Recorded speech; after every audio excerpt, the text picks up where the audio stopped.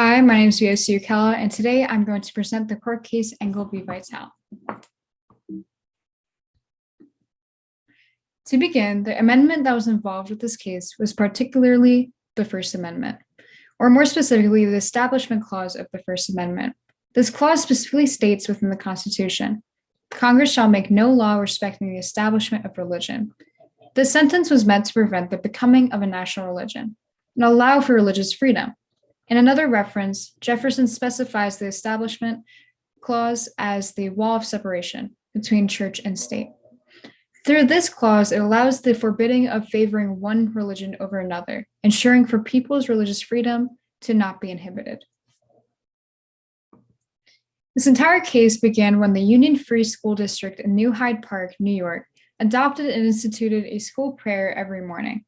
The prayer read, Almighty God, we acknowledge our dependence upon thee and beg thy blessings upon us, our teachers, and our country. This prayer was said to be voluntary, and students can be excused from this practice without any consequences. However, many parents disagreed that this practice should be present within a school building. Parents, including Stephen Engel, preached that this sponsored prayer was a violation of the First Amendment. Engel, to be more specific, believed that the state should not be allowed to impose a prayer upon children of many different faiths. This court case eventually reached the Supreme Court, after each court preceding this court case did not view prayer practice as the establishment of an official religion. The plaintiffs of this case were Stephen Engel, alongside the many families who sought to challenge the constitutionality of the state's prayers and school policy. They believed that the state should not have a state prayer, since it was a violation of the First Amendment. They believed that they should not influence or impose this specific type of prayer amongst children of different religious affiliations or no religious affiliations. In short, they thought that this school prayer was a form of establishment of an official religion. On the other hand, the defendants of this case provided that this prayer was voluntary and not mandatory. They also argued that prayer is non-denominational and does not imply the preference of any one religion over the others. They also explained how in previous cases, the Supreme Court did not strike references to God down as violations of the First Amendment. They also argued that this would intrude on states' rights. Finally, this form of prayer can be represented as the safeguard of the religious heritage of the nation. All in all, they stated that this prayer did not go against the Establishment Clause. The Supreme Court vote was a 6-1 decision, with the court siding with Engel and the parent group. They concluded that this policy to include a school prayer did violate the Establishment Clause.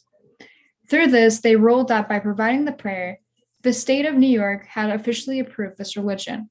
The First Amendment has to prevent government interference with the religion. This court case did involve selective incorporation. Selective incorporation refers to a constitutional doctrine that ensures that states cannot create laws that infringe or take away the constitutional rights of citizens. This is here because they ruled that teachers are not allowed to pray in public schools since they are agents of the state. This is in order to maintain a wall of separation between church and state, protecting the Establishment Clause, a clear right to citizens to maintain freedom of religion. The majority that established selective incorporation is stated as follows. We think that by using its public school system to encourage recitation of the Regent's Prayer, the state of New York has adopted a practice wholly inconsistent with the Establishment Clause. This quote explicitly shows that this practice is against the Establishment Clause, or in other words, is showing that the government favors one religion over another.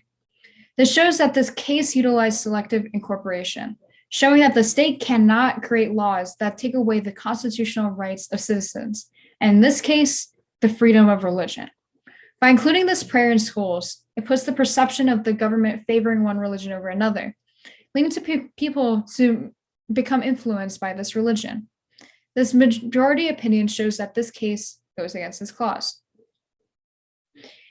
Next, the next quote is, it is a matter of history that this very practice of establishing governmentally composed prayers for religious services was one of the reasons which caused many of our early colonists to leave England and seek religious freedom in America.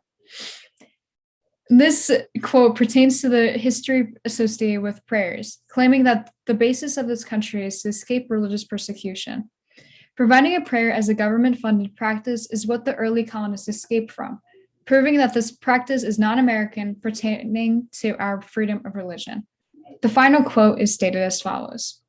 By the time of the adoption of the Constitution, our history shows that there was a widespread awareness among many Americans of the dangers of a union of church and state. This quote shows the dangers of incorporating religious practices to government programs. Through this, our history of escaping religious persecution from Great Britain exemplifies the majority opinion that the establishment of prayer in schools poses that risk. The dissenting opinion is as stated. With all respect, I think the court has misapplied a great constitutional principle. I cannot see how an official religion is established by letting those who want to say a prayer say it. On the contrary, I think that to deny the wish of these school children to join in reciting this prayer is to deny them the opportunity of sharing in the spiritual heritage of our nation. This dissenting opinion exemplifies how the Establishment Clause does not pertain to a voluntary activity. They believe here that to deny them this religious prayer, it goes against the sharing in the spiritual heritage of our nation. Finally, the relevancy of Engel v. Vital. Engel v. Vital still remains relevant because of the fact that this court case set the precedent for future cases revolving around the Establishment Clause. Through this case, they ruled that the Establishment Clause of the First Amendment applied to school-sponsored prayer. It also showed that the court prioritized individual liberty to be free of government influence and religion over any government interest in maintaining order. However, some praised this as a victory for religious freedom. Others believe it is a striking blow to the nation's religious traditions. This court case remains to be controversial to this date. Now, here's my bibliography. Thank you. How do I stop? Buenos dias.